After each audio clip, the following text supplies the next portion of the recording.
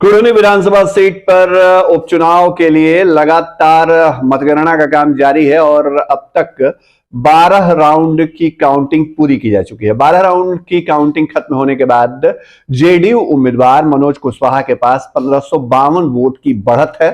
इस वक्त जब यह खबर आपको बता रहे हैं उस वक्त 43,000 से ज्यादा वोट जो है वो मनोज कुशवाहा को, 41,000 से ज्यादा वोट बीजेपी उम्मीदवार केदार गुप्ता को और 3500 से ज्यादा vote VIP candidate Nilav Kumar को, एआईएमआईएम के कैंडिडेट को 2100 से ज्यादा वोट और नोटा में पड़े वोटों की संख्या भी लगभग 2500 है। इस खबर में आपको हम बेहद दिलचस्प फैक्ट बताने जा रहे हैं। दरअसल यह बात तय हो गया है कि कुढ़नी में जब 12-13 राउंड की मतगणना हो गई है तो 23 राउंड तक काउंटिंग होनी है और इस बार यहां फिर से मुकाबला बेहद नजदीकी है और हार और जीत का जो अंतर है वो बेहद कम रहने वाला है। अब ऐसे में बात तो होगी मुकेश सहनी की, वही मुकेश सहनी जो कल लड्डू बनवा रहे थे। हमारे सहयोगी विश्वजीत आनंद गए थे और मुकेश सहनी से बात की थी। उन्होंने कहा था कि हम तो चुनाव जीत रहे हैं। मुकेश सहनी जब ये कहते हैं चुनाव में कि हम चुनाव जीत रहे हैं तो इसका मतलब सीधे ये मत समझिए कि उनके उम्मीदवार चुनाव जीत रहे हैं।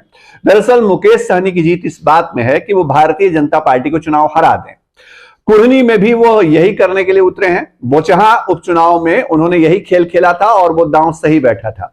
मुकेश सहनी ने कुढ़नी में माछ भात का नारा दिया और यह स्लोगन इसलिए दिया क्योंकि सहनी और भूमिहार वोटरों को वो एक साथ नीलाव कुमार जैसे कैंडिडेट के साथ जोड़ना चाहते थे।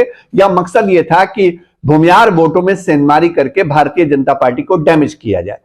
अब जबकि 12 राउंड की काउंटिंग के बाद नीलाव कुमार के पास 3500 वोट हैं तो थोड़ा इस बात का अनुमान लगाइए कि अगर मतगणना खत्म होती है और उस वक्त बीजेपी चुनाव हार जाती है, हालांकि चुनाव नतीजे अभी आने में वक्त है, लेकिन बीजेपी अगर चुनाव हार जाती है और वोट का अंतर जो है वो 3-4 हजार के आसपास रहता है और या इतना रहता है जितना वोट नीलाव कुमार लेकर के आते हैं, यानी वीआईपी कैंडिडेट मुकेश सहनी के उम्मीदवार लेकर के आते हैं, तो मुकेश सहनी यह कह पाने की स्थिति में होंगे कि उनके उम्मीदवार की तरफ से जो वोट काटे गए उसका नतीजा रहा कि भारतीय जनता पार्टी कुढ़नी में चुनाव जीत गई, माफ कीजिएगा हार गई और मुकेश सहनी इसमें अपनी जीत को देखेंगे और जो लड्डू कल मुकेश सहनी अपने घर पे बनवा रहे थे उसको बांटेंगे भी।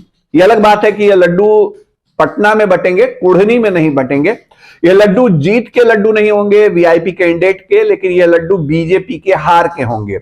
मुकेश सहनी लगातार भारतीय जनता पार्टी से खार खाए बैठे हैं और खुलेआम वह कहते हैं कि बीजेपी ने उनके पीठ में छुरा घोपा और जिस तरह उनके विधायकों को तोड़ा गया, जिस तरह उनको मंत्री पद से हटाया गया, जिस तरह यूपी में लेकर के वो मिशन चले थे, उसके बाद बीजेपी से उनके रिश्ते दिन ब दिन खराब होते गए।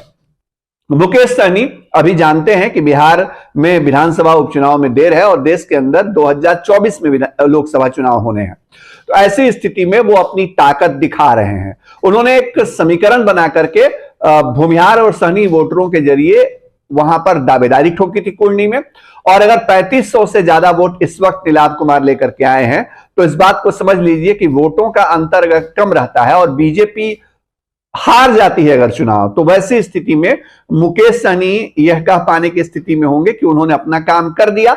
लेकिन अगर बीजेपी जीत जाती है नजदीकी मुकाबले में तो मुकेश सहनी के लिए क्या जवाब बनता है ये तो वही बता सकते हैं। तो ये फिलहाल स्थिति है। दूसरी तरफ अगर बात करें कि अगर मनोज कुशवाहा जो जेडीयू के उम्मीदवार हैं, जो अभी आगे चल रहे हैं 12वें राउंड तक 1552 वोटों से, अगर वो नजदीकी मुकाबले में उनको हार का सामना करना पड़ता है तो यह देखा जाएगा कि ओवैसी की पार्टी के उम्मीदवार गुलाम मुर्तजा को कितने वोट आए।